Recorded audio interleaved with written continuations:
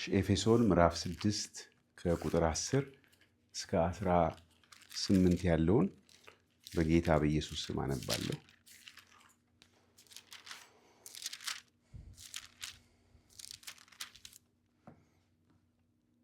በቀረውስ በጌታና በኃይሉ ችሎት የበረታችሁ ነው። የዲያብሎስን ሽንገላ ትቃወሙ ዘንድ እንዲቻላችሁ የእግዚአብሔርን ዕቃ ጦር ሁሉ ልበሱ። መጋደላችን ከደምና ከሥጋ ጋር አይደለምና ከአለቆችና ከሥልጣናት ጋር ከዚህም ከጨለማ ዓለም ገዦች ጋር በሰማያዊም ስፍራ ካለ ከክፋት መንፈሳውያን ሰራዊት ጋር ነው እንጂ። ስለዚህ በክፉ ቀን ለመቃወም ሁሉንም ፈጽማችሁ ለመቆም እንድትችሉ የእግዚአብሔርን ዕቃ ጦር ሁሉ አንሱ። እንግዲህ ወገባችሁን በእውነት ታጥቃችሁ የጽድቅንም ጥሩር ለብሳችሁ በሰላም ወንጌልን በመዘጋጀት እግሮቻችሁ ተጫምተው ቁሙ። በሁሉም ላይ ጨምራችሁ የሚንበለበሉትን የክፉን ፍላጻዎች ልታጠፉ የምትችሉበትን የእምነትን ጋሻ አንሱ። የመዳንንም ራስ ቁር የመንፈስንም ሰይፍ የያዙ እርሱም የእግዚአብሔር ቃል ነው። በጸሎትና በልመናም ሁሉ ዘወትር በመንፈስ ጸልዩ። በዚህ ሐሳብ ስለ ቅዱሳን ሁሉ እየለመናችሁ በመጽናት ሁሉ ትጉ። እዚህ ድረስ ይበቃል። እንጸልይ። እግዚአብሔር አባትና አምላካችን ሆይ በጌታ በኢየሱስ ስም አሁንም እንድትረዳን ቃልህን ስንመለከት ጌታ ሆይ የቃልህ መልእክት ምን እንደሆነ ለልባችን እንድትገልጥልን በኢየሱስ ክርስቶስ ስም እንጸልያለን። መረዳት እንድትሰጠን የጥበብና የማስተዋል መንፈስ እንድትሰጠን በኢየሱስ ክርስቶስ ስም እንጸልያለን። እግዚአብሔር አባት ሆይ በመጨረሻ ብሎ ባሪያ ለኤፌሶን አማኞች የጻፈላቸውን ነገር ጌታ ሆይ ዋና የሆነ ጉዳይ እንደሆነ ነው የምንረዳውና ጌታ ሆይ እንድናስተውለው ጌታ ሆይ እስከዛሬ ድረስ ካስተዋልነው በላይ እንድናስተውለው እግዚአብሔር አምላካችን ሆይ ያለንበትን ሁኔታ የምንቃኝበት መነጽር እንዲሆነን ጌታ ሆይ የሁላችንንም ልብ ጌታ ሆይ በመንፈስ ቅዱስ እንድትረዳ ጌታ ሆይ እኔም ደግሞ መናገር የሚችልበትን ቃላት እንድትሰጠኝ በኢየሱስ ክርስቶስ ስም ጸልያለሁ። ክብር ሁሉ ለስም ይሁን። ይሄንን እውነት እንዳናስተውል ደግሞ የሚሹ የክፋት ሰራዊት በጌታ በኢየሱስ ክርስቶስ ስም ስራቸው ሁሉ የተከለከለ ይሁን። እናመሰግናለን። አሜን። ርዕስ የሰጠሁት እንደ ክርስቶስ ኢየሱስ በጎ ወታደር መሆን የሚል ነው። ጳውሎስ ለጢሞቴዎስ በሁለተኛ ጢሞቴዎስ ምዕራፍ 1 ላይ እንደዚህ ይለዋል። ምዕራፍ 2 ላይ ቁጥር 1 ጀምሮ እንግዲህ ልጄ ሆይ አንተ በክርስቶስ ኢየሱስ ባለው ጸጋ በርታ ይልና ቁጥር 3 ላይ ሄደን ስንመለከት ምን ይለዋል? እንደ ኢየሱስ ክርስቶስ በጎ ወታደር ሆነ አብረኸኝ መከራ ተቀበል ይለዋል። ስለዚህ እንደ የክርስቶስ በጎ ወታደር መሆን ምን ማለት ነው በማለት እንጀምራለን። ርዕስ የሰጠሁት እሱ ስለሆነ being a good soldier of Jesus Christ ማለት ምን ማለት ነው? አሁን ጳውሎስ ለጢሞቴዎስ ይህን ሲነግረው እንደ ኢየሱስ ክርስቶስ በጎ ወታደር ሁን ሲለው ምን ሁን እያለው ብለን እንጠይቃለን። እና በዚህ ክፍል ላይ በኋላ እናያለን። ምን ማለት መሰላችሁ? መከራ ተቀበል ማለት ይሄ ነው መልእክቱ። አሁን እስቲ ወታደር ሁኑ ብትሉት ሰው በቃ እኔ ወታደር ሁን ተብዬ ብሎ የነበረ ወላጅ አባቴ ወታደር ስለነበር ወታደር እንደሆን በጣም ሞከረ፣ በጣም ፈለገ። ያውም እዚህ የአሜሪካን እንትን ውስጥ ይሄ ስሙ ጠፋኝ፣ ይሄ ኢሊት የሆነው መሪን ሳይሆን ጠፋኝ ስሙ አለ። አንድ ዝም ብሎ አይገባም እዛ ውስጥ። አሁን ብዙ ኮንግረስ ፒፕል ካያቸዋቸው እዛ የነበሩ ናቸው። እና እዛ ግባ ዌስት ፖይንት ግባ ላይ እና እኔ ያስገባሃለሁ፣ እኔ ለአሜሪካን አርምድ ፎርስ ስላገለገልኩ እኔ ላስገባ እችላለሁ አለኝ፣ ኮንታክት አለኝ። እሱ በኮሪያ ጦርነት ስላገለገለ ማለት ነው። ከዛ በኋላ እኔ በፍጹም ፈቃደኛ አልነበርኩም። ወታደር መሆንን ያልፈልግ። በቃ አጭር መልስ ነው ለሱ የሰጠሁት። እኔም ነኝ የሰጠሁት። ሁላችን ማናችን ፈቃደኞች አልሆንም ቤት ውስጥ ለውትድርና ማለት ነው። ያውም ለተከበረ ውትድርና፣ እዚህ ሀገር ለነበረ ውትድርና። ምክንያቱም ወታደር መሆኑ ብላችሁ ስታስቡት ራሱ ጦር ሜዳ ነው የሚመጣላችሁ። ምኑ ይናፍቃል ወታደር መሆን። እኔ ምንም አያምረኝ። ሐዋርያው ጳውሎስም ለጢሞቴዎስ እንደ ክርስቶስ በጎ ወታደር ሁን ሲለው ምን እያለው ነው መሰላችሁ? እንደው በቃ ጀግና ይሰማህ ማለት አይደለም እኮ። ጀግና እንደ ጀግና ሁን ምናምን። ጀግንነት የሚያስፈልገው የት ቦታ? መከራ ያለበት ቦታ ነው። መከራን ተቀበል ነው የሚለው ያለው። ወታደር ሁን ማለት መከራ ተቀበል። ይኸው ቃሉ እንደገና ላንብብላችሁ። እንደ ኢየሱስ ክርስቶስ በጎ ወታደር ሆነ አብረኸኝ መከራ ተቀበል ይለዋል። እዚሁ ሁለተኛ ጢሞቴዎስ ምዕራፍ 1 ላይ ሄዳችሁ ስትመለከቱ ቁጥር 8 ላይ ይህንኑ ቃል ይነግረዋል። ምን ይለዋል? በጌታችን ምስክርነት ወይም በእስረኛው በኔ ምን አታድርግ? አትፈር። ነገር ግን እንደ እግዚአብሔር ኃይል መጠን ስለ ወንጌል አብረኸኝ መከራን ተቀበል። እዚህ አትፈር ነው የሚለው። አሁን እኛ የምንወደው አንድ ጥቅስ አለ። አላፍርም የምንለው ምንድን ነው? በወንጌል አላፍርም እንላለን። አላፍርም ስንል ምን ማለታችን ነው? ምናልባት የተለያየ ትርጉም ሊኖረን ይችላል። በወንጌል አላፍርም ስንል ግን ቃሉ በወንጌል አላፍርም ማለት ምንድን ነው? ስለ ወንጌል የሚመጣውን መከራ ሁሉ እቀበላለሁ ማለት ነው። በወንጌል አላፍርም ማለት የወታደር ቋንቋ ነው። እንደ ክርስቶስ በጎ ወታደር ሁን፣ መከራ ተቀበል። እና አንድ መዝሙር ትዝ አለኝና ዛሬ ጠዋት መዝሙሩን ሰማሁት። ያ ሁላችንም ታውቁታላችሁ ብዬ ነው እንደውም ለጠፍኩትና ይሄ ነገር ኮንፊውዝ እንዳያደርግ ብዬ መልሼ አነሳሁት መዝሙሩን። ድልድል ይሸተኛል። ደስ አይልም? ያ መዝሙር ድል ይታየኛል። ምንድን ነበር? ብዙ ነገር ያየሁትን አየዋለሁ፣ አንድም አይቀር። እኔ ዘመርኩት በልቤ በደንብ ደስ ብሎ የዘመርኩት እና ጠላቴ እየተነኮሰኝ ምን አድርጎኛል ትላለች ዘማሪዋ? ጨካኝ አድርጎኛል ትላለች። ጨካኝ ወታደር ማለት እሱ ነው። መከራውን የማይሸሽ እንደ አንበሳ የሚሆን ማለት ነው። የሚጋደል መልካም ገድል ነው ይሄ ፈርተን ባልመጣ እያልን የምንለው ሳይሆን ይምጣ እያልን የምንገባበት አይነት ነገር ነው። ምክንያቱም ለክብር ነዋ፣ ለእግዚአብሔር ክብር ነው ይህን የምናደርገው። ስለ ጌታችን ምስክርነት፣ ስለ ወንጌል አናፍርበትም የሚል ነው ውስጡ ሀሳቡ። እና ለጢሞቴዎስ ግን ጢሞቴዎስ በጣም የታመነ አገልጋይ ነው። ታውቃላችሁ ጳውሎስ ሁለተኛ ጢሞቴዎስን ሲጽፍ በዘመኑ ፍጻሜ ላይ ነው የጻፈው። ስለዚህ አሁን ጢሞቴዎስ እንደዚህ አይነት ነገር ሊነገረው የሚያስፈልግ አይደለም ብለን መገመት እንችላለን። የታመነ አገልጋይ ጢሞቴዎስን እንደ ክርስቶስ በጎ ወታደር ሆነ አብረኸኝ መከራን ተቀበል መባል ያስፈልገዋል ጢሞቴዎስ? አዎ ያስፈልገዋል። ጢሞቴዎስ ካስፈልገው እኛም ያስፈልገናል። ምክንያቱም ጢሞቴዎስ በዚያን ዘመን ከነበሩት አትሊስት በአዲስ ኪዳን ውስጥ ስናነብ በጳውሎስ ቋንቋ እንደሱ ያለ ሌላ የለኝም እስከሚል ድረስ የሚተማመንበት አገልጋይ ለሱ ነው እንደዚህ የሚለው። አትፍራ ይለዋል፣ አትፈር ይለዋል። አብረኸኝ እንደ እግዚአብሔር ኃይል መጠን መከራን ተቀበል። ስለዚህ ይሄ ነገር በገዛ ክንዳችን የምናደርገው ነገር አይደለም። የእግዚአብሔር ኃይል አለ፣ ግን ከኛ ዘንድ ግን የወታደር መንፈስ ያስፈልጋል። የወታደር መንፈስ እንዴት ነው? ስሜቱ ይገባናል አይደል? ጣሊያንን እንዴት ነው በተመለከተ ያቺ ዘፋኟ ማን ነበረች የዘፈነችው? ኢትዮጵያ የአድዋን ጦርነት በተመለከተ በጣም የሚታወቅ ዘፋኝ አለች አይደል? ቻቺ ናት? የትኛዋ ነች? ጂጂ ናት። ጂጂ አይደል? ጂጂ ናት? ቻቺ ናት? የትኛዋ ናት? ጂጂ ናት? ቻቺ? ጂጂ ናት። ኦኬ፣ ሁለቱም ስማቸው ጂጂ የምትባለዋ የዘፈነችው ዘፈን ሰዎችን ልባቸውን ያነሳሳል። የአድዋ በዓል ምናምን ላይ እኔ እዛ ሀገር አልነበርኩም እሷ ዘፈኑን ስትዘፍነው። ስለዚህ ለእኔ አሁን በስማ በለው ነው እንጂ አላውቀውም። እሱን ግን የነበራችሁ ታውቃላችሁ። ኢትዮጵያ ውስጥ በጣም ተወዳጅ ዘፈን ነው ይሄ ዘፈን።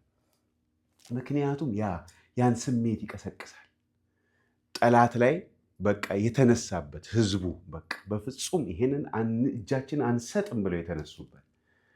አሁንም ጳውሎስ ልክ እንደዚህ አይነት ነገር ነው እያለ ያለው። ጳውሎስ መሄጃው ደርሷል።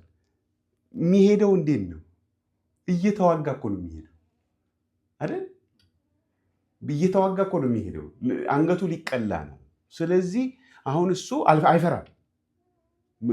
ቀኔ ደርሷል ይለዋል።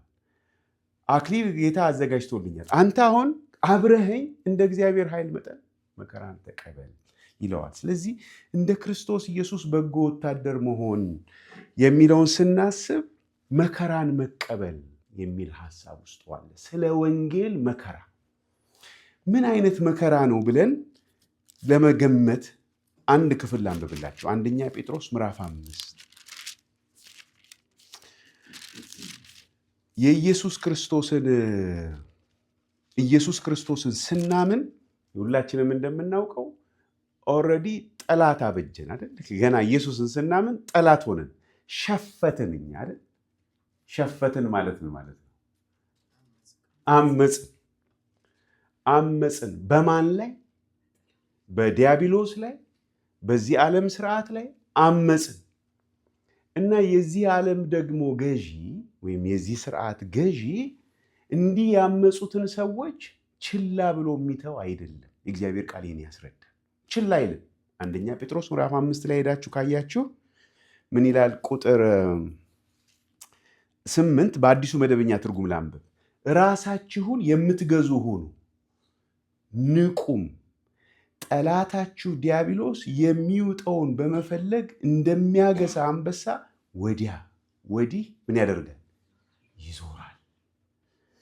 በዓለም ዙሪያ ያሉት ወንድሞቻችሁ እንደናንተ አመፀኞቹ ወንድሞቻችሁ፣ በእሱ ላይ የሸፈቱት ወንድሞቻችሁ ተመሳሳይ ምን ይቀበላሉ ይላል?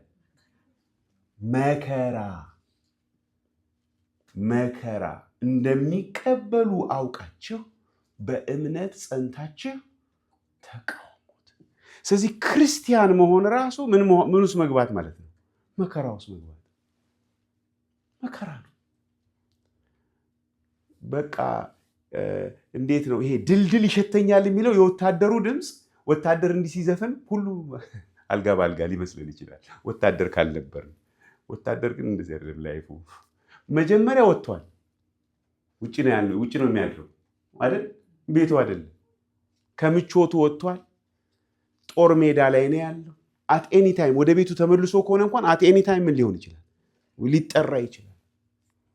ስለዚህ የወታደር ህይወት መከራ ነው፣ ፈተና ነው። ግን ለምን ብሎ ነው አሁን በዚህ ምድር ላይ ያለ ሰው ወታደር የሚሆነው? ለሀገሩ ብሎ አይደል? ለሀገሩ ለሆነ ኮዝ ብሎ ነው ወታደር የሚሆነው። አሁን የክርስቶስ በጎ ወታደር ሁን ነው የሚለው ጳውሎስ ጢሞቴዎስን። እና ወደ ክፍላችን ስንመለስ ሐዋርያው ጳውሎስ ለክርስቲያኖቹ ለኤፌሶን አማኞች የሚናገራቸውን ስንመለከት እንግዲህ ወይም በመጨረሻ በጌታና በኃይሉ ችሎት የበረታችሁ ሁኑ።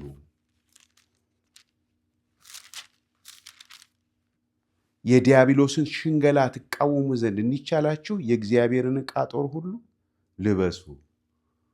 መጋደላችን መጣ። እንደገና ምን አለ ማለት ነው?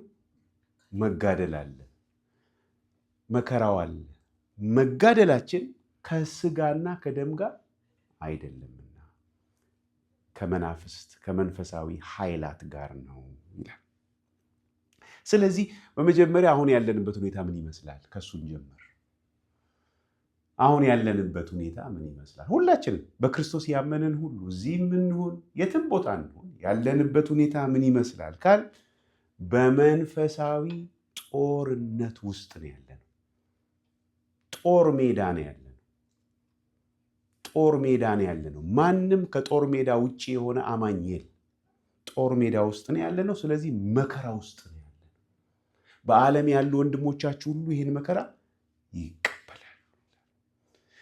ይሄ መከራ መቼ መቼ ነው የሚመጣው ወደ ህይወታችን? ወይም ይሄ ተጋድሎ መቼ ነው ያለው ብለን ስንጠይቅ መቼ ሁሌ ነው። ሁልጊዜ አለ። ነጋ ጠባ ፈተናና ተጋድሎ ውስጥ ነው ያለነው። ግን ሁሌ የሚለውን ቅድም አንደኛ ጴጥሮስ ምዕራፍ 5 ላይ ተናል ይዞራል ይላል አይደል? ይዞራል የሚውጠውን ፈልጎ። አንዳንድ ጊዜ ግን ደግሞ በጣም ከባድ ነው መከራው። አንዳንዴ ውጊያው በጣም ኃይለኛ የሚሆንባቸው ጊዜያቶች አሉ። ሁሌም ጦር ሜዳ ብንሆንም አንዳንዴ ግን በጣም ኃይለኛ ይሆናል። ተመልከቱ እዚህ ላይ የሚናገረውን ቁጥር 13 ላይ ክፉ ቀን የሚለው አለ። ክፉ ቀኖች አሉ። ክፉ በቃ ይሄ ክፉ የሆነው ቀን ሲመጣ እንደ ሌሎቹ ቀናቶች አይደለም የሚሆኑት። በጣም ይደራረብብናል። ውጊያው በጣም ምንድን ነው የሚባለው? ውጊያው ምን ሆነ ነው የሚባለው? በጦር ቋንቋ ተፋፋመ። ውጊያው በጣም የሚፋፋምበት ጊዜ አለ። ጥቃቱ በኃይል ወደኛ የሚመጣበት ጊዜ አለ። ከዛ መለስ ግን በአብዛኛው ሁልጊዜ ደግሞ ምን ውስጥ ነው ያለነው? ጦርነት ውስጥ ነው ያለነው። ኢቭን ሰላም በሚመስልም ሰዓት ራሱ ምንድን ነው? ሰላም አይደለም፣ ነገር አለ። ሰላም ከሆነ አድፍጦ ምቹ ጊዜ እየጠበቀ ነው። ጌታ ኢየሱስን ትዝ ይላቸዋል። መጥቶ ፈተነው። ከዛ ሲያቅተው ምን ፍለጋ ሄደ ይላል? ምቹ ጊዜ እስከሚያገኝ ትቶት ሄደ ይላል። ስለዚህ ያደፍጣል ማለት ነው። እና እኛ በቃ ዝም ብለሽ ብለን በቃ ሁሉ ሰላም ነው ብለን ካል አልገባንም ማለት ነው ነገሩ፣ የጠላት ነገር። ስለዚህ ሁሌ ጦር ሜዳ ውስጥ ነን። ስለዚህ ሁሌ ምን መሆን ይጠበቅብናል? ወታደር መሆን። አንደኛው መሆን ይሻላል ወታደር። አሁን ሲቪሊያኖች እኮ ስለ ጦርነት አያስቡም። አናስብም። ስለ ጦርነት ታስባላችሁ? አታስቡም። ግን አሁን ድንበር ጠባቂዎች፣ ወታደሮች ስለ ጦርነት ያስባሉ። ምንም ጦርነት ባይኖርም ያስባሉ። ዝግጅት ላይ ናቸው። ሁልጊዜ ቼክ ያደርጋሉ። አሁን በኖርዝ እና በሳውዝ ኮሪያ ቦርደር ላይ ያሉት የኖርዝ ኮሪያ ወታደሮች እና የሳውዝ ኮሪያ ወታደሮች አይታችኋቸዋል? እንደዚህ ሲመላለሱ ምን እያደረጉ ነው? የ50 ዓመት ምንም ነገር የለም። ግን ኤኒ ታይም አንድ ነገር ሊሆን ይችላል። ሁሌ ተዘጋጅተው ነው ያሉት እና ሁልጊዜ ያንን መጠበቅ አለብን። ግን ያ ክፉ ቀን ይመጣል። ክፉ ቀን መጥቶባቸው የሚያውቅ የምታስታውሱታል? ክፉ ቀን የሚባለው መጥቶባቸው ያውቃል? ክፉ ቀን በጣም ነገሮች ሁሉ ከብደዋችሁ በቃ ጥቃቱ ቶሎ ሆኖባቸው ያውቃል? አዎ ይሆናል። እኔ አንድ ታሪክ ላስታውሳችሁ እፈልጋለሁ። ክፉ ቀን መጽሐፍ ቅዱስ ውስጥ የተጻፈ ክፉ ቀን። እንደዚህ አይነት ክፉ ቀን ደርሶባችሁ የሚያውቅ አይመስለኝም። ይሄኛው ለየት ያለ ክፉ ቀን ነው። ግን እናንተ ራሳችሁን በዚህ ሰው ጫማ ውስጥ ገብታችሁ እንድታስቡ ትፈልጋለሁ። ክፉ ቀን ኢዮብ መጽሐፍ ላይ ምዕራፍ 1 ላይ ነው የምናየው። ኢዮብ ምዕራፍ 1 ላይ ከዕለታት አንድ ቀን ይላል። እንደ ታሪክ ነው የሚነግረን። ከዕለታት አንድ ቀን መላእክት፣ የእግዚአብሔር ልጆች ይላቸዋል፣ መላእክት በእግዚአብሔር ፊት ቀረቡ። ከዛ እነሱ ሲቀርቡ ምዕራፍ 1 ኢዮብ 1 አለፍ እያልኩ ነው የማነበው። ከ6 ጀምሮ ነው ታሪኩ ያለው። የአምላክ ልጆች በእግዚአብሔር ፊት ለመቆም መጡ። ከዛ አብሯቸው ማን መጣ? ሰይጣንን መጡ፣ አብሯቸው ቆመ ይላል። ምን ይሰራል ምናምን ልትሉ ትችላላችሁ። ግን መጽሐፍ ቅዱስ ውስጥ የተጻፈው እውነት ነው። ሰይጣንም ቆመ። ከዛ በኋላ እግዚአብሔር ሰይጣንን ከወዴት መጣህ አለው። ጥያቄ። ሰይጣን ደግሞ ከየት መጣሁ ነው የሚለው። ያው ከዙረቴ ነው። ይዞራል ብለን የለቅድም ምድርን ስዞር ወዲያ ወዲህ ስዞር ቆይቼ በእርሷም ተመላልሼ መጣሁ። ከዛ እግዚአብሔር ማግኒፋይንግ ዙም አደረገና ለመሆኑ ባሪያዬን ኢዮብን ተመለከትከውን? ምን አለ ባይጠራ፣ ምን አለ ኢዮብ ብሎ ባይል። ሰይጣን ያለው እንዴ? እግዚአብሔር ነው ያለው። ተመለከትከውን? ከዛ በምድር ላይ ማን ነው የሚለው? እግዚአብሔር። እንደርሱ ፍጹም ቅን እግዚአብሔርን የሚፈራ ከክፋት የራቀ ሰው የለም ማለት። እግዚአብሔር ካለ የለም ማለት። በዘኍልቍ ምዕራፍ 12 ላይ እንደ ሙሴ አይነት ትሁት ሰው የለም በምድር ላይ ይላል እግዚአብሔር ሲመሰክር። ስለ ኢዮብ ሲመሰክር ደግሞ እንደዚህ አይነት ሰው እግዚአብሔርን የሚፈራ ፍጹም ቅን ከክፋት የራቀ ሰው የለም አለው። ስለዚህ ማን ነው ነገሩን የጀመረው? እግዚአብሔር ነው የጀመረው። ከዛ በኋላ ሰይጣንም መለሰለት፣ በውኑ አንተን የሚፈራ እግዚአብሔር ኢዮብ በከንቱ ነው?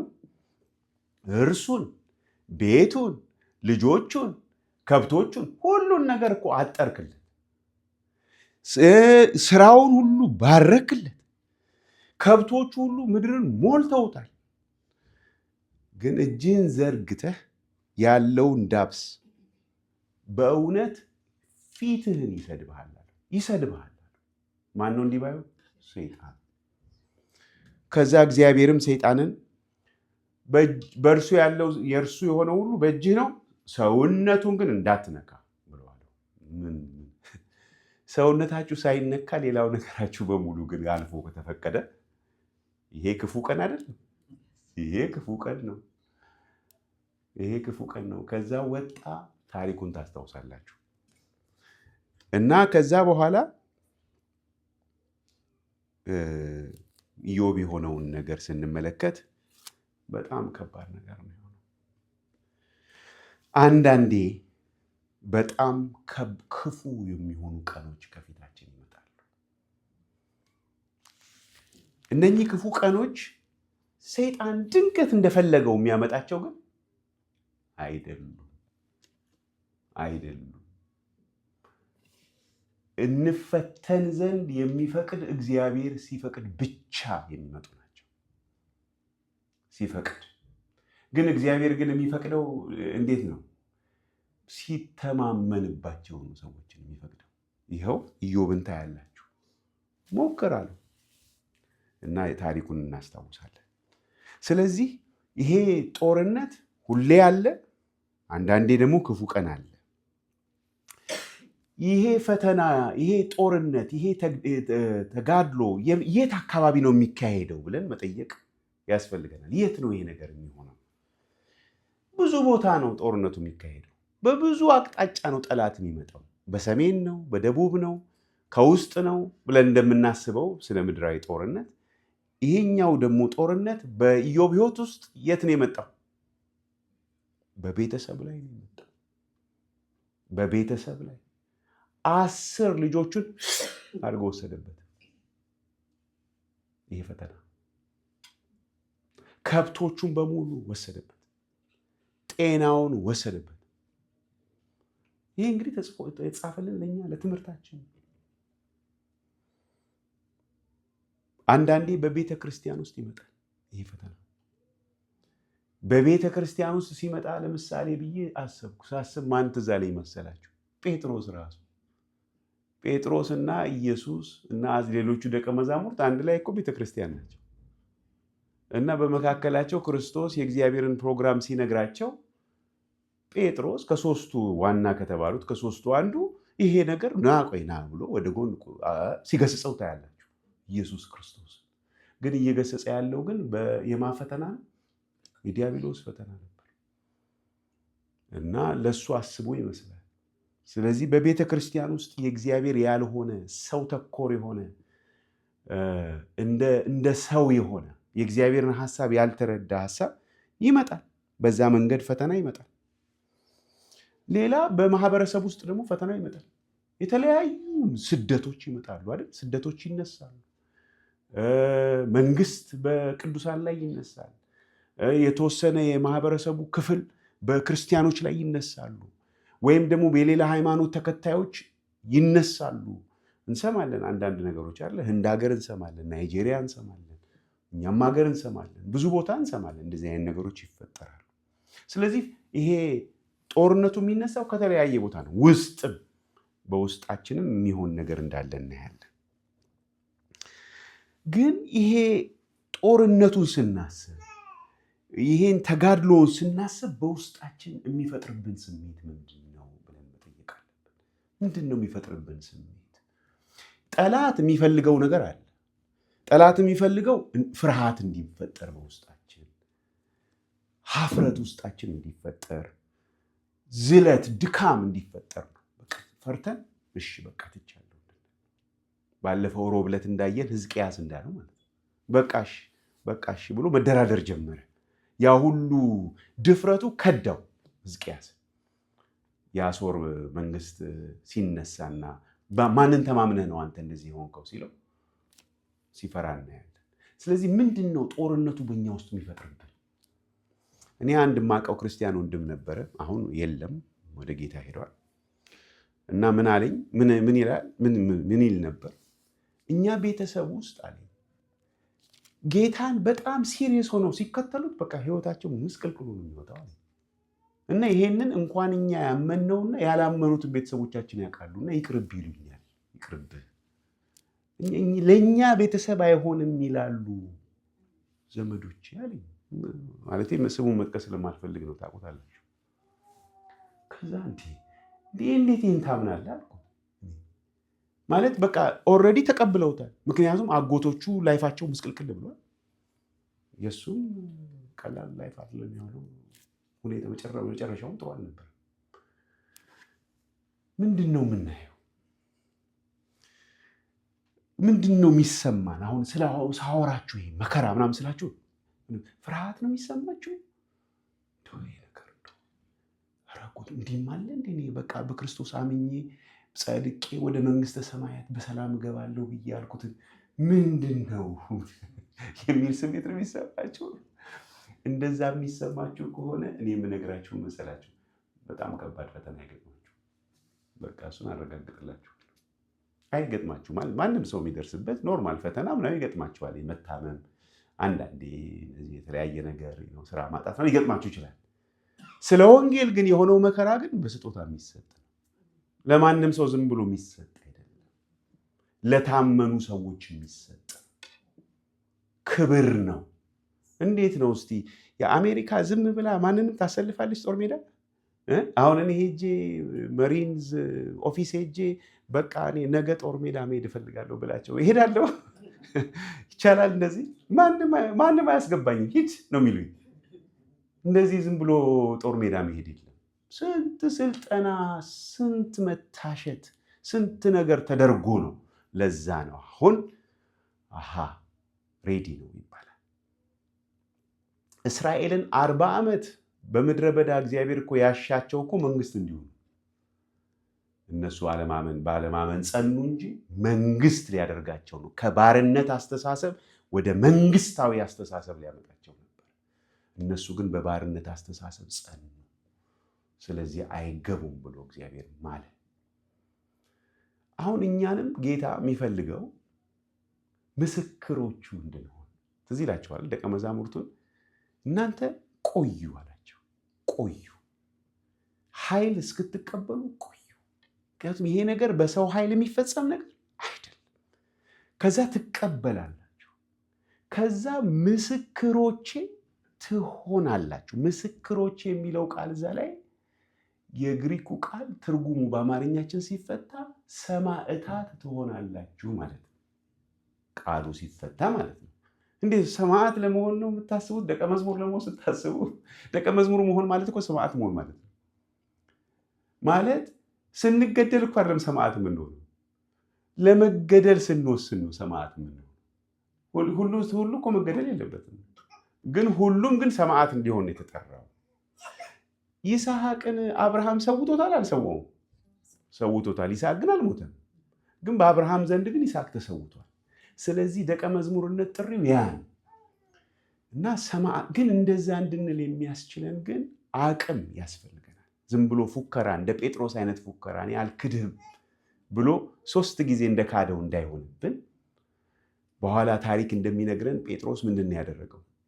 እኔ እንደ ጌታዬ በቀጥታ ልሰቀል አልፈቅድም፣ እባካችሁ ዝቅዝቃችሁ ስቀሉኝ ብሎ ነው የተሰቀለው ይባላል።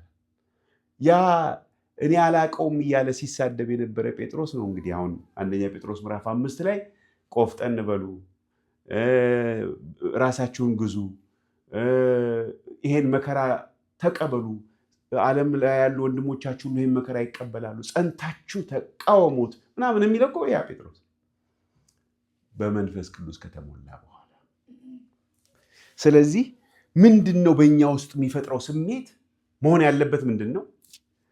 ጦርነት አለ ሲባል ድል አለ ነው የሚኖረን እኛ ስሜት። ድል አለ በቃ ሊታይ ነው። ጠላት ሊዋረድ ነው አይደል? በመስቀል ላይ ምንድን ነው ጌታ ኢየሱስ የሰራው ስራ? ሲታይ በመስቀል ላይ ራቁቱን እንደወጣ፣ እንደተደበደበ፣ እንደተገረፈ ይታያል በአይናችን። ግን ደግሞ በኋላ አይኖቻችን ተከፍተው በወንጌል እውነት ደግሞ ሲታይ በመስቀል ላይ ምንድን ነው የሆነው? አለቅነት ተገፈፈ፣ ስልጣን ተዋረደ፣ ዲያብሎስ ተሸነፈ፣ ሞት ተሸነፈ፣ ዕዳ ተሰረዘ። ይሄ ነው የሆነው። እንዲህ ሲታይ ግን የሚታየው የሆነ አንድ ምስኪን ሰውዬ ነው። ስለዚህ አሁን እኛም በዚህ መከራ ውስጥ ስንሄድ እንደ ክርስቶስ በጎ ወታደር ሆነን በእግዚአብሔር ኃይል ባለው ግብግብ ውስጥ አሁን እዚህ ክፍል ላይ እንደሚነግረን በርትተን ታጥቀን ስንቆም ስንቃወም በፊዚካል አይን ሲታይ ብዙ የሚማርኩ ነገሮች ላይ ይታዩ ይችላሉ። ስብራት፣ እስር ቤት መግባት፣ መደብደብ ወይም መገለል ምናምን ሊሆን ይችላል። በእግዚአብሔር ዘንድ ግን የሚሆነው ሌላ ነገር ነው። እየተወራረደ ነው ጠላት። አይ አንተ ስለምትረዳቸው ነው እንደዚህ የሚያገለግሉ፣ አንተ ስለምትጠብቃቸው ነው እንጂ ትንሽ የሆነች ነገር ብታጎልባቸው፣ ስራቸውን ብታሳጣቸው በቃ እነሱ ይተውሃል። ቸርችም ራሱ አይመጡም። እውነቱም ነው። ብዙ ጊዜ እንደዛ ነው። ቸርችም ራሱ ሊቀሩ ይችላሉ ሰዎች እንትን ሲሆን፣ አንዳንድ ነገር ሳይመቻቸው ሲቀር። ስለዚህ ነው አሁን እኛ መበርታት የሚያስፈልገን። ከማን ጋር ነው የምንዋጋው? በዚህ ክፍል ላይ ግልጽ ያደርጋል። ኤፌሶን ምዕራፍ 6 ላይ ከማን ጋር ነው የምንዋጋው? እውነተኛው ጠላታችን ማን እንደሆነ ማወቅ አለብን። የምንዋጋው በዚሁ ኤፌሶን 6:10 ላይ ሲናገር ከማን ጋር ነው ይላል?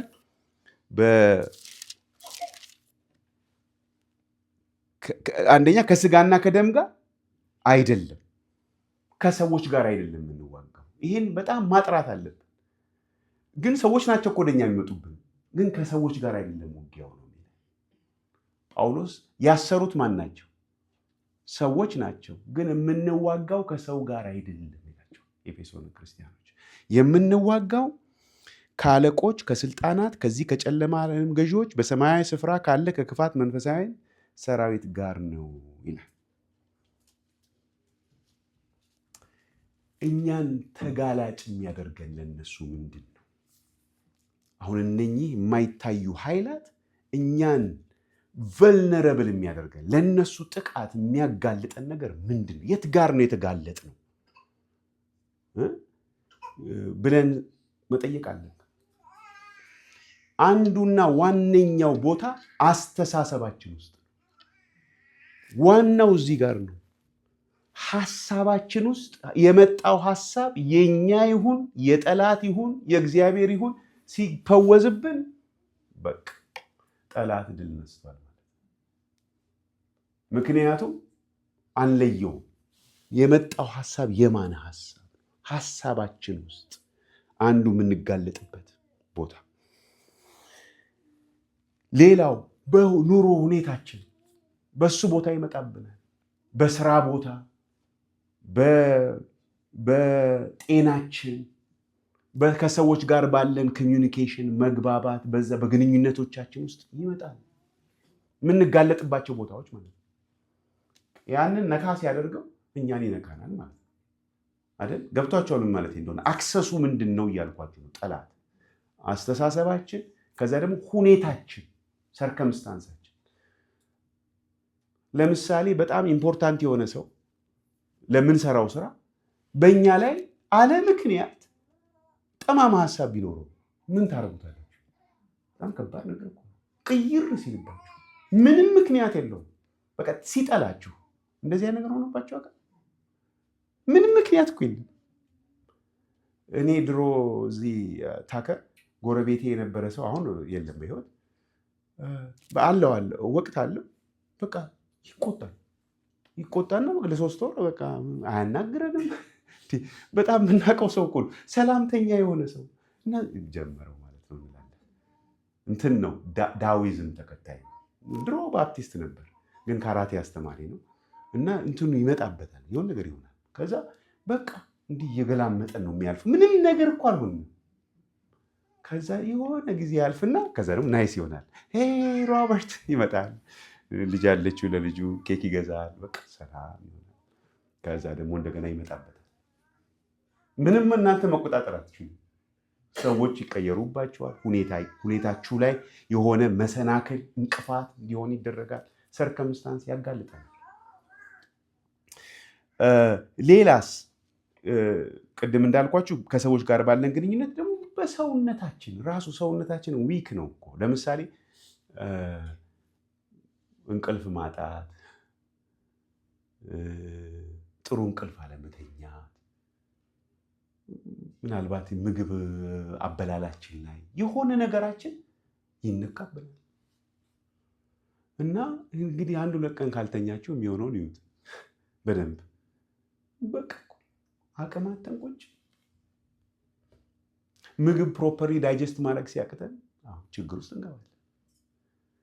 ቨልነረብል እንጋለጣለን። የት ጋር ነው የምንጋለጠው? ከሰዎች ጋር ባለን ግንኙነት፣ በአስተሳሰባችን፣ በሰውነታችን ላይ እንደገናም ደግሞ በሁኔታዎቻችን፣ በምናልፍባቸው ሁኔታዎች ውስጥ እንጋለጣለን። አሁን በዚህ ጦርነት ውስጥ ጠላትን በእኛ ላይ የተሻለ አድቫንቴጅ እንዲኖረው የሚያደርገው ነገር ምንድን ነው ብለን እንጠይቅ። ማለት ይህን ማወቅ ሁልጊዜ ጥሩ ነው አይደል? ለምሳሌ ታንክ ከሌለን ታንክ ያለው ሰራዊት ጋር የምንጋደል ከሆነ እነሱ እኮ ታንክ አላቸው ብለን መፍራት አለብን። ልክ ጣሊያን ሲመጣ ኢትዮጵያ ታንክ አልነበራት በሁለተኛው ጊዜ። እነሱ ግን ታንክ ነበራቸው። ሌላ ደግሞ ምን ነበራቸው? በአይሮፕላን ደግሞ ይተኩሱ ነበር። ስለዚህ ይሄ ጠመንጃ ይዞ የወጣ ወታደር ከላይ ሲወርድበት ምን ማድረግ ይችላል? ምንም ማድረግ አይችልም። የበላይ ነው፣ አድቫንቴጅ አለው። ጠላት በእኛ ላይ ያለው አድቫንቴጅ ምንድን ነው? አድቫንቴጅ እንዳለው ማወቅ አለብን። ምንድን ነው አድቫንቴጁ? አንዱ ጠላት አይታይም። አድቫንቴጅ ነው። አስቡት እስቲ። አሁን እኔ ሁላችሁንም አያቸዋለሁ፣ ግን አላያቸውም። እነኛ አሉ የሉ? አድቫንቴጅ ነው። እና አለመታየታቸው። እኛ ደግሞ በሚታየው በጣም እንወሰዳለን። እውነት ነው ሐሰት ነው? በሚታየው በጣም እንወሰዳለን። ስለዚህ ለሱ ይመቸዋል። ለምሳሌ 2 ሰዎችን ያናቆርና ከዛ እሱ ቁጭ ብሎ እግሩን አጣጥፎ ያያል። ተንኮለኛው አለ፣ እሱን አያዩም። እነሱ እርስ በርስ አንቺ ነሽ አንተ ነህ እነሱ ናቸው ምናምን ይባባላሉ። ስለዚህ አድቫንቴጅ ነው እና እንረሳለን። ደግሞ የሚታየው ከማይታየው ጋር ግንኙነት ሊኖረው እንደሚችል እንዘነጋዋለን። ከዛ ብዙ ነገር አድርገን ከደከመን በኋላ ይሄ ጠላት ስራ ይሆን እንዲህ ምናምን ሁሉ እንችላለን። ስንነቃ ላናስተውለው እንችላለን። ይሄ አድቫንቴጅ ነው በኛ ላይ። ሌላው አድቫንቴጁ ምንድን ነው? ጠላት በጣም በእውቀት ይበልጠናል፣ በኢንቴሊጀንስ ይበልጠናል፣ በኤክስፒሪየንስ ይበልጠናል። ይሄን ማወቅ አለብን። ይበልጠናል። ይሄን ነገር ማድረግ ከጀመረ ከርሟል እሱ። እኛ አንዳንዶቻችን ገና 1-5 ዓመት፣ አንዳንዶቻችን እሺ እንደው 50 ዓመት እንኳን አድርገን ቢሆን እሱ እኮ የስንት ሺህ ዓመት እኮ እንትን ያለው። ስለዚህ በዛ ላይ ደግሞ ሲፈጥረው እግዚአብሔር በጣም ብሩህ ጥበብ ሰጥቶታል። ያን ጥበቡን ለክፋት ነው የሚጠቀምበት። ከምድር ፍጥረታት ሁሉ እጅግ ተንኮለኛ ነበር ይለናል ዘፍጥረት ምዕራፍ 3። ስለዚህ ይሄ የበላይ ያደርገዋል፣ በእኛ ላይ አድቫንቴጅ ነው። ግን እኛስ ደግሞ ያለን አድቫንቴጅ ምንድን ነው ብለን መጠየቅ አለብን። ምክንያቱም አሁን ቪየትናም ሄደው የዩኤስ አርሚ ሲዋጉ የበላይ አቅም የነበራቸው አሜሪካውያን ቢሆኑም ተሸንፈው ግን የመጡት አሜሪካውያን ናቸው። ለምን? ቪየትናሞች ደግሞ ነበራቸው የራሳቸው አድቫንቴጅ። ትልቁን ሰራዊት ማሸነፍ የሚችሉበት አድቫንቴጅ ነበራቸው። እኛም ምንም እንኳን ከጠላት ጋር ስንነጻጸር በእውቀት ባንደርስበትም፣ በኃይልም በራሳችን ኃይልም ባንደርስበትም፣ እሱ ተሰውሮ እኛ ደግሞ ላናየው ብንችልም፣ ግን የኛ አድቫንቴጅ ምን እንደሆነ ደግሞ እናያለን። የኛ አድቫንቴጅ ጠላት በመስቀል ላይ ተሸንፏል ኦልሬዲ። ስለዚህ ከተሸነፈ ጠላት ጋር ነው እኛ የምንዋጋው። ተሸንፏል፣ እኛ ማወቅ አለብን፣ ግን ተሸንፏል። ድል የተነሳን ሰራዊት ነው ጋር ነው የምንዋጋው። ድል ነሽው የድል ነሽው አካል ነን፣ የክርስቶስ ነን። ስለዚህ ይሄ ትልቅ አድቫንቴጅ ነው ለኛ። ሌላ በዚህ ክፍል ላይ የሚናገረው ሙሉ የጦር ዕቃ እግዚአብሔር ለኛ ሰጥቶናል። ከተጠቀምንበት ሙሉ የጦር ዕቃ ሰጥቶናል። ሌላ መንፈስ ቅዱስ አለን። ይሄ በጣም ትልቅ ነገር። መንፈስ ቅዱስ ከኛ ጋር ነው። መንፈስ ቅዱስ እግዚአብሔር መንፈስ ቅዱስ ማለት ነው፣ ከእኛ ጋር ነው። እሱ መንፈሳዊ አይኖቻችንን የማይታየውንም እንድናይ ሊከፍትልን ይችላል። ቅድም በመዝሙራችን ውስጥ ዘምረነዋል። ትዝ ይላችኋል። ሁለተኛ ነገሥት ላይ ምዕራፍ 6 ላይ ሁለት ጥቅስ ላንብብላችሁ። ሁለተኛ ነገሥት ምዕራፍ 6 ላይ ነቢዩ ኤልሳ እና ከሱ ጋር አብሮ ይረዳት የነበረው ጊያዝ የሚባለው ስለ እነሱ የሚናገር ክፍል ነው። እና የሶሪያ ንጉሥ ከእስራኤል ጋር ይዋጋ ነበረ እና ከባሪያዎቹ ጋር ተማክሮ ይላል ቁጥር 8 ላይ በዚህ ተደብቀን እንሰፍራለን አለ ይላል። ከዛ የእግዚአብሔርም ሰው ሶሪያውያን በዚህ ተደብቀዋልና በዚህ ስፍራ እንዳታልፍ ተጠንቀቅ ብሎ ወደ እስራኤል ንጉሥ ላከ ይላል። የእግዚአብሔር ሰው ማን ነው? ኤልሳ። በምን አወቀ ብለን ስንመለከት ልዩ መረጃ የለውም። መንፈስ ቅዱስ ነው ይህን መረጃ የሚሰጥ እና ለእስራኤል ንጉሥ ይሄን ይነግረዋል። የሶሪያው ጀነራል ሞከረና ተበሳጨ። እንዴ ከኛ መካከል ለሱ ጆሮ ጠቢ አለ እንዴ? ለሱ የሚነግረው ሰው አለ እንዴ ብሎ ሲል አይ አይደለም፣ አንተ እዚህ ሆነ የምትማከረውን ነገር እግዚአብሔር እዛ ይገልጥለታል አለው።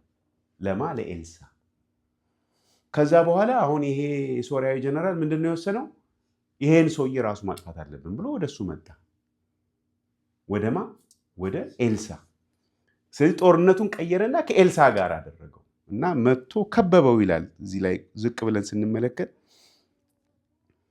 ቁጥር 13 ላይ ልኬ ያስይዘው ዘንድ ሄዳችሁ ወዴት እንደሆነ እዩ አለ ይላል እና ከዛ ቁጥር 14 ላይ ስንደርስ ወደዚያም ፈረሶችን፣ ሰረገሎችን እጅግም ወታደሮች ጭፍራ ሰደደ፣ በሌሊትም መጥተው ከተማይቱን ከበቡ ይላል።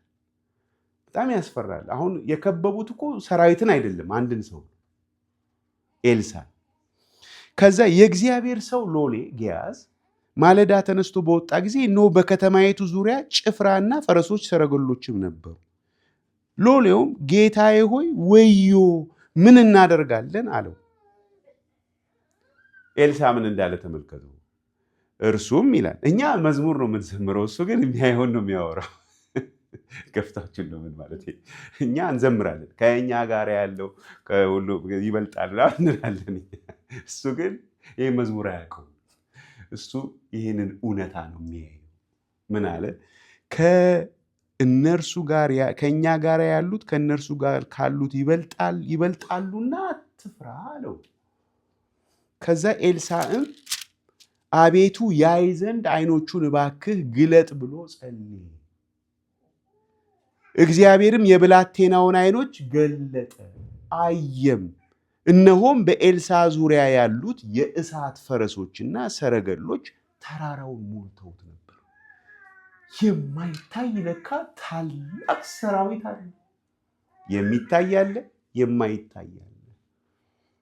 ስለዚህ መንፈስ ቅዱስ ከኛ ጋር ነው ስንል ጠላትን ማሳየት ብቻ አይደለም፣ የጠላትን ኃይል ወሰን እና እነርሱ ደግሞ ከጌታ ጋር ከመሆናቸው የተነሳ የእግዚአብሔርን ኃይል ወሰን የለሽነት ማሳየት ይችላል መንፈስ ቅዱስ። የእኛ እንግዲህ አድቫንቴጅ ነው። ስታነጻጽሩት እንዴት ነው? በጣም ብዙ አድቫንቴጅ ያለው እኛ ጋር ነው። ካወቅንበት የቃጦሩን መልበስ ቻል እና ደግሞ በመንፈስ ቅዱስ ከተመላለስን፣ በመንፈስ ቅዱስ ከጸለይን አፐር ሃንድ ያለን እኛ። የተሸነፈ ጠላት ነው። የክርስቶስ ኃይል አለ ደግሞ እዚህ ላይ እንደሚል በጌታና በኃይሉ ችሎት የበረታችሁ ሁኑ የሚለው እናያለን። ስለዚህ እንዴት ነው እኛ መዋጋት ያለብን? እንዴት ነው መዋጋት ያለብን? መጀመሪያ አዌርነስ ያስፈልጋል። ማወቅ አለብን የጠላትን ሐሳብ። ጳውሎስ በቆሮንቶስ ላይ ሐሳቡን አንስተውም ይላል። we are not ignorant of his schemes ይላል። ሐሳቡ ምን መሰላችሁ? የጠላት ቀስ ቀስ እያለ እሱ ትዕግስተኛ ነው። ቀስ ቀስ እያለ መሬት መያዝ ነው የሚፈልገው። ዛሬ እዚች ጋር፣ ነገስ እዚች ጋር፣ ተነገ ወዲያስ እዚች ጋር፣ ከዛስ እዚች ጋር። አሁን የትም የተነቃነቅን አይመስልም። እሱ ግን ያውቃል። ከዛስ እዚች ጋር። እንዲህ ከቀጠልኩኝ ለአመቱ ሙሉ እዛ ጋር አልደርስም፣ ማህሌት ያለችበት ጋር አልደርስም። ስለዚህ አመቱ ሲያልቅ ተቆጣጥሮታል። ስትራቴጂው ይሄ አይረካም፣ አይጠግብም። መያዝ ነው የሚፈልገው።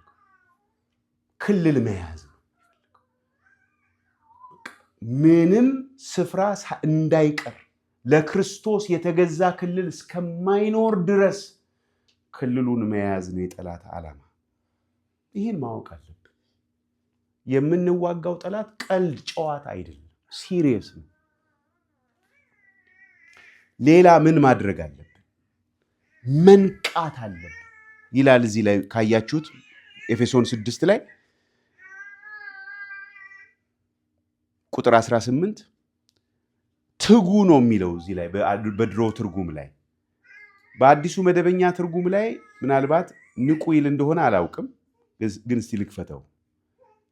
6:18 ላይ ንቁ ነው የሚለው። አለርት መሆን አለብን።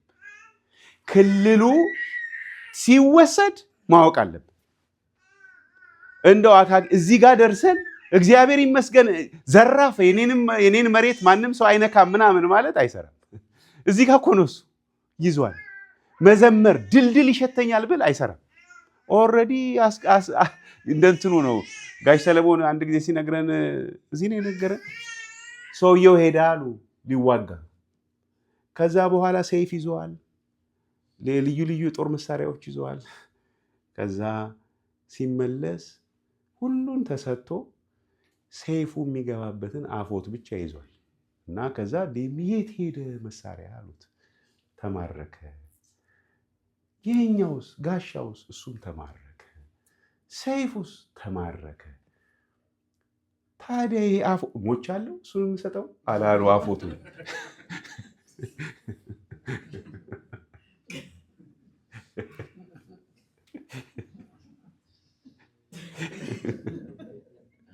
ስለዚህ መንቃት አለብን።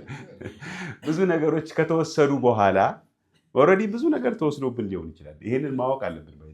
ብዙ ነገር ተወስዶብን ሊሆን ይችላል። ስለዚህ አሁን መንቃት አለብን። ስንነቃ የተወሰደ ነገር እንዳለ ካወቅን አሁን መዋጋት አለብን።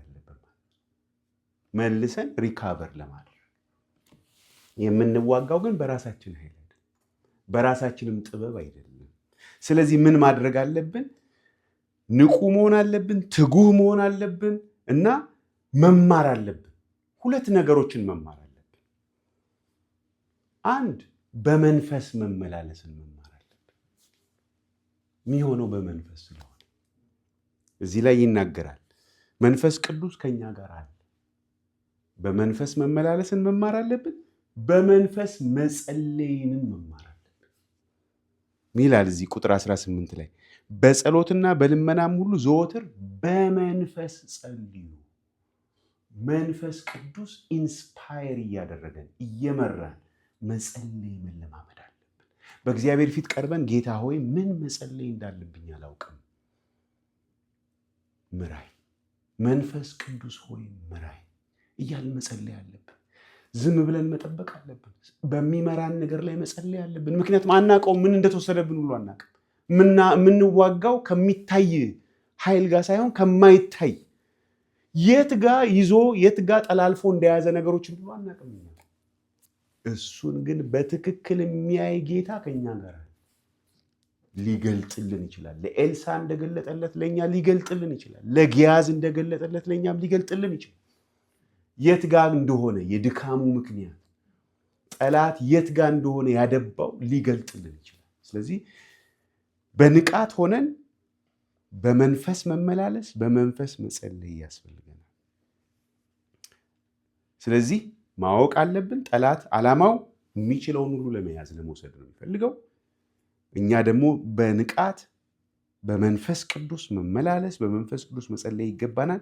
ሌላ የመጨረሻ ግን ማድረግ ያለብን በጌታ መበርታት አለብን። እሱን ነው የሚለው ቁጥር 10 ላይ በቀረውስ በጌታና በኃይሉ ችሎት የበረታችሁ ሁኑ።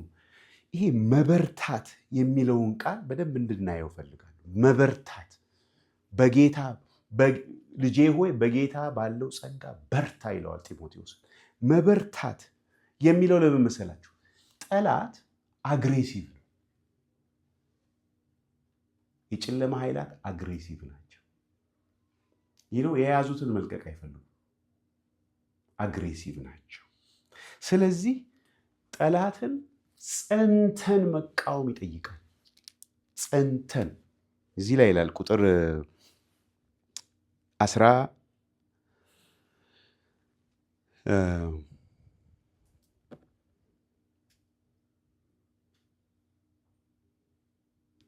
ስለዚህ በክፉ ቀን ቁጥር 13 ላይ ሁሉን ፈጽማችሁ ለመቆም እንድትችሉ የእግዚአብሔርን ዕቃ ጦር ሁሉ አንሱ።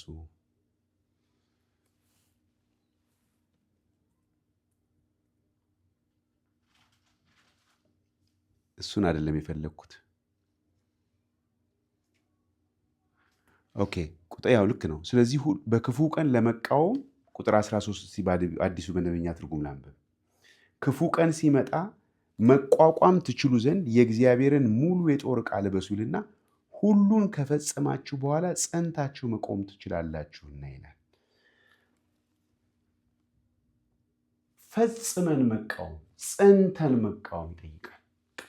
በኃይል መቃወም ይጠይቃል። ስለዚህ መበርታት አለብን። ኃይሉ ስጋዊ ኃይል አይደለም። በመንፈስ ቅዱስ ተሞልተን መቃወም አለብን፣ መከልከል አለብን።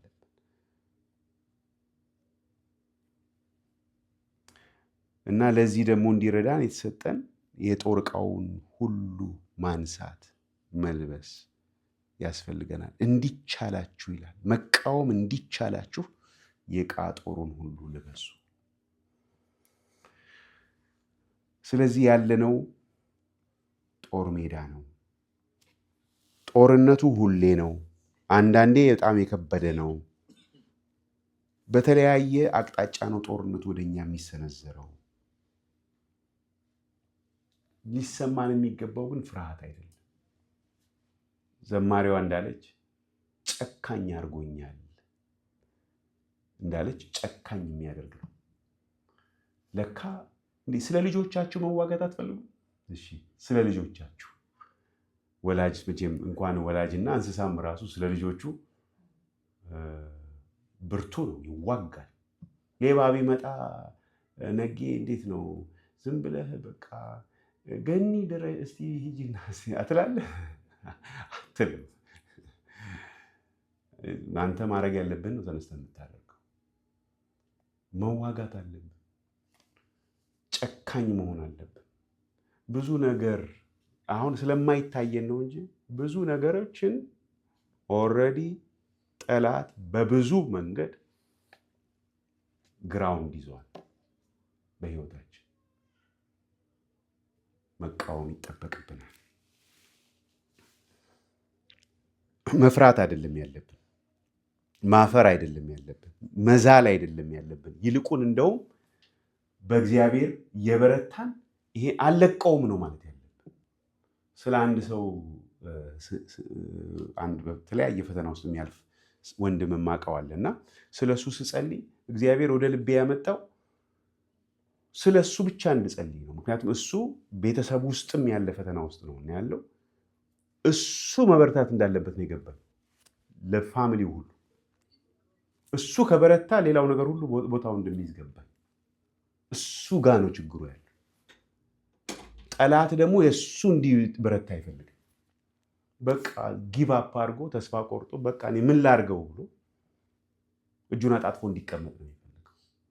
ግን እግዚአብሔር እንደዛ አይደለም የሚፈልገው። እዛ መዝሙሩ ላይ አንተ ጀግና ምንድን ነው የምትለው ዘማሪዋ? ተነስ ትላለች። አንቺ ጀግና ተነሽ፣ ድልድል ይሸተኛል የሚለው መዝሙር እኮ የምታውቁት መዝሙር ስለሆነ እንደገና መልሳችሁ እንድትሰሙት አበረታታችኋለሁ።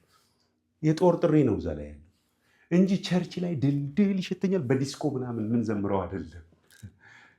የጦር ሜዳ ክተት ነው። ክተት ጦርነት አለብን ነው መዝሙሩ የሚለው። የሚያሳዝነው እኛ ግን በመዝሙሩ ነው የጨረስነው እንጂ አልተዋጋንም። ልንዋጋ ነው ጥሪ። ስለ ቤተሰቦቻችን፣ ስለ ቅዱሳን ወንድሞቻችን እህቶቻችን፣ ስለ ራሳችን ጸሎት ህይወታችን ተወስዶብን ይሆናል። መጽሐፍ ቅዱስ ማጥናት ተወስዶብን ይሆናል። መመስከር ወደማንችልበት ቦታ መተን ይሆናል። በቃ ድክም ብለን ዝለን ተዝለፍልፈን ያለን ልንሆን እንችላለን። እንዲሁ እኮ አልሆነም። ይሄ ውጊያው እኮ ነው እንዲህ ያደረገን። ድካሙ እኮ የመጣው ከጠላትም እኮ የተነሳ ነው። አማሎን ነው፣ መክሮን ነው፣ ሌላ ሐሳብ ሰጥቶን ነው፣ ሌላ ሆምወርክ ሰጥቶን ነው። ይሄንን ስላላወቅን እኛ የራሳችን ሐሳብ መስሎን ግን ርቀን ያለ ነው አሁን ከነበርንበት። ስለዚህ እንደ ክርስቶስ ኢየሱስ በጎ ወታደር በመሆን አሁን በቃ ወገባችን መታጠቅ አለብን። እንደዛ ነው እኮ የሚለው። እውነቱን መታጠቅ አለብን። የጦር ዕቃዎቹን ስታዩዋቸው እዚህ ላይ ምንድን ናቸው? እውነትን መታጠቅ፣ ጽድቁን መልበስ፣ ጫማችንን ማድረግ፣ የሰላምን ወንጌል ለሰዎች ለማድረስ፣ እምነታችንን ማንሳት። ምክንያቱም ስናነሳ በእግዚአብሔር መታመናችን የሚወረወረውን ነገር ሁሉ ማጥፋት የምንችልበት ማለት ነው። አቅም እሱ ነው። የመዳናችንን እውነት እንደገና ማጥለቅ ጭንቅላታችን ውስጥ እኛ እኮ የዳንን ነን፣ የእግዚአብሔር ሕዝብ ነን ብለን ማሰብ አለብን። እና የመንፈስ ቅዱስ ሰይፍ አለ። እሱ ነው የእግዚአብሔርን ቃል መጠቀም እንደሚገባ ጠላት ሆድ ውስጥ እየገባ እንዲወጋ የሚያደርገው መንፈስ ቅዱስ ሲሰጠን፣ በራሳችን አይደለም። ዝም ብለን ጥቅስ ብንጠቅስ አይሆንም። መንፈስ ቅዱስ ግን ሲሰጠን አሁን በቃ ሄዶ ትክክል ነው የሚለው ውስጡ ይሸሻል። ግን ለጊዜው ምቹ ጊዜ ፈልጎ ይመለሳል። በመንፈስ ቅዱስ መጸለይ፣ እነኚህ ሁሉ እግዚአብሔር የሰጠን የጦር ዕቃዎች ናቸው። እኛ ማስወገድ ያለብን ኃጢአት በዚህ ውስጥ አለ። ድካምን መታገስ ኃጢአት ነው። ድካምን መታገስ ኃጢአት ነው። በርቱ ትእዛዝ ነው እንጂ ምክር አይደለም አይደል? በርቱ ትእዛዝ ነው አይደል? ቢስትሮንግ ትእዛዝ ነው። መድከም ኃጢአት ነው። መድከም በራሱ ሳይሆን ድካምን ግን ችላ ማለት እና መታገስ፣ ይሄ በፍጹም አግባብ አይደለም። እሱን ማስወገድ አለብን ከህይወታችን። እግዚአብሔር የሰጠንን የጦር ዕቃዎች አለማንገት፣ አለመልበስ፣ አለመጠቀም፣ በእጃችን የተሰጠውን ነገር አለመጠቀም፣ ይሄ ራሱ ትክክል አይደለም። እግዚአብሔር የሰጠን እንድንጫወትበት አይደለም፣ እንድንዋጋበት ነው። እግዚአብሔር እስራኤላውያንን ወደ ምድሪቱ ካስገባ በኋላ እንዲዋጉ እኮ ነው የፈለገው አይደል? እንዲዋጉና ዲስፖዜዝ እንዲያደርጉ እኮ ነበረ። እነኛን ህዝቡን ምድሪቱ ላይ ያሉትን ህዝብ ድል እንዲነሱ ነበር። ግን ከነሱ ጋር ተስማምተው ቁጭ አሉ። የእግዚአብሔር ፕሮግራም ይሄ አልነበረም። መዋጋት ነበረባቸው። አለመዋጋት ኃጢአት፣ የእግዚአብሔርን ፈቃድ የሚፈጽም ስላይደለ። ሌላው ትልቁ ማስተካከል ያለብን ኃጢአት ከሰው ጋር አይደለም ጦርነታችን። ከሰው ጋር እንደሆነ ማሰብ፣ ሰዎች እንደሆኑ አድርገን ማሰብ፣ እንትና ናት፣ እንትና ነው፣ እነሱ ናቸው። ይሄ ሁሉ ትክክለኛ መንገድ አይደለም። ከሰው ጋር አይደለም የኛ ጦርነት። የእግዚአብሔር ቃል ክሊር አድርጎ ነግሮን ማለት ይሄ ነው። ስለዚህ እንደዛ ማሰብ ኃጢአት ነው፣ ትክክል አይደለም። በማናውቅበት ጊዜ ምንም አይደለም፣ ካወቅም በኋላ ግን በፍጹም ተገቢ አይደለም። በመንፈስ አለመመላለስ ኃጢአት ነው። በመንፈስ ልንመላለስ ይገባል። እንደ ስጋ ፈቃድ መመላለስ ኃጢአት ነው። በመንፈስ እንደሚገባን አለመጸለይ ኃጢአት ነው። ሳሙኤል በአንደኛ ሳሙኤል ላይ ምን ይላል? እኔ ወደ እግዚአብሔር ፊት ስለ እናንተ ባለመጸለይ እግዚአብሔርን አልበደልኩም ይላል። አለመጸለይ ራሱ እንደሚገባን እዚህ ላይ ስለ ቅዱሳን ሁሉ ጸልዩ ይላል። ዘወትር በመንፈስ በሁሉ አይነት ጸሎት ጸልዩ ይላል። የተስፋ ግን ቃሎች አሉ እዚሁ ክፍል ውስጥ። በጌታ ብርቱ መሆን እንችላለን። በጌታ መበርታት ይቻላል። በጌታና በኃይሉ ችሎት የበረታችሁ ሁኑ ሲል ያበረታል ማለት ነው። ወደ ጌታ ፊት ከቀረብን ሊያበረታን እግዚአብሔር ተስፋን ሰጥቶናል። በእጃችን እነኚህ የጦር ዕቃዎች አሉ። የእግዚአብሔር የጦር ዕቃዎች ማንሳት ነው ያለብን። መንፈስ ቅዱስን መጠየቅ ነው ያለብን። እንዴት ነው የምለብሰው? እንዴት ነው እውነቱን የምታጠቀው? መጠየቅ አለብን።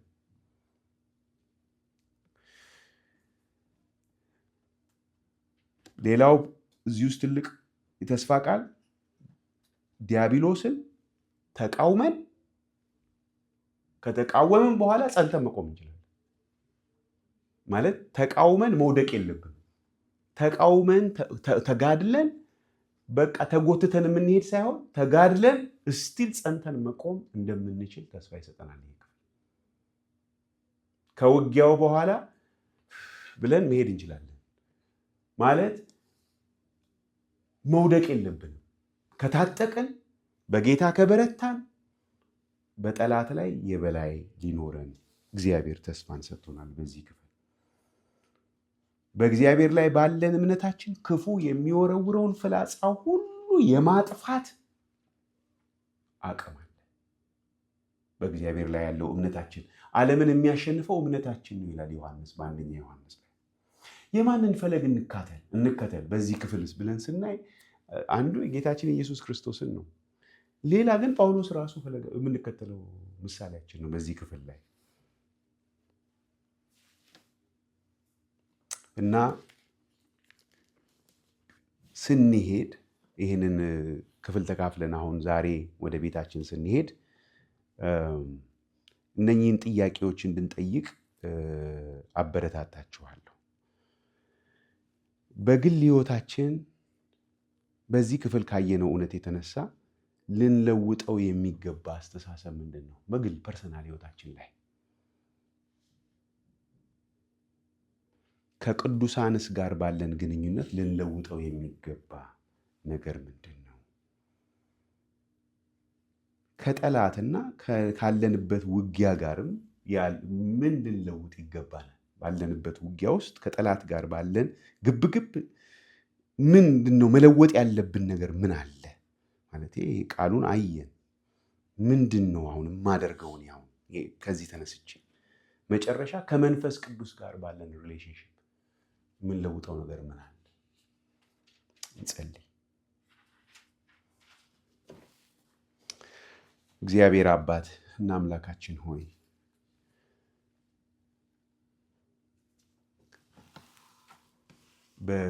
በመስቀል ላይ ጠላታችንን ስላዋረድክ ድል ስለነሳ ለእኛም ደግሞ መዳንን ስላከናወንክልን ጌታ ኢየሱስ እናመሰግናለን። እግዚአብሔር አባት ሆይ እንድትረዳን ጌታ ሆይ እንድታነቃን፣ እንድታነቃቃን፣ እንድታበረታታን ጌታ ሆይ ለመበርታት እንድታበረታታን፣ ለመታጠቅ እንድታበረታታን፣ ለመዋጋት ጌታ ሆይ እንደ ካሌብ አይነት መንፈስ እንደ ኢያሱ አይነት መንፈስ እንድትሰጠን ጌታ ሆይ በጠላት የማይሸበር በእግዚአብሔር የሚታመን ልብ እንድትሰጠን ጌታ ሆይ ደግሞ እንደ ዳዊት የተሸነፍንበትን ደግሞ በፊት እውቅና የምንሰጥ እንጂ ራሳችንን የምናታልል እንዳልሆን ጌታ ሆይ እንድትረዳ እንድናስተውል ሁኔታችንን እንድናስተውል እግዚአብሔር አምላካችን ሆይ አይኖቻችንን እንድትከፍትልን እንደ ጊያዝ ለኤልሳ አይኖቹን እንደከፈትክ ለእኛም ጌታ ሆይ አይኖቻችን እንድትከፍትልን በኢየሱስ ክርስቶስ ስም እንጸልያለን።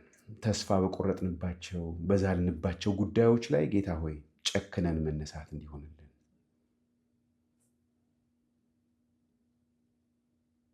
በኢየሱስ ክርስቶስ ስም እንለምንሃለን።